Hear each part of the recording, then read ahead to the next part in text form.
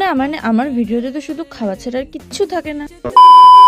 Hey everyone, welcome back to my channel. তো vote দিয়েছো কারা কারা বলো তো? আর আমার মতো ভেবে কে কে ফ্লেক্স করছো ভোট দিয়ে? সকাল সকাল লেবু, গরম জল, চিয়া সিডস এইসব খেয়ে নিলাম। দেন একটু চা বানাচ্ছিলাম। না না, আমার জন্য নয়, আমি কিন্তু ডায়েট করছি। এটা বানাচ্ছিলাম আমি বাবার জন্য। তো বাবাকে চাটা দিয়ে দিকে মা আমাকে ব্রেকফাস্ট দিয়ে দিল। তারপর ডিরেক্ট একদম লাঞ্চে চলে গেলাম। আর আজকে লাঞ্চের মেনুটা তো একদম দারুণ ছিল।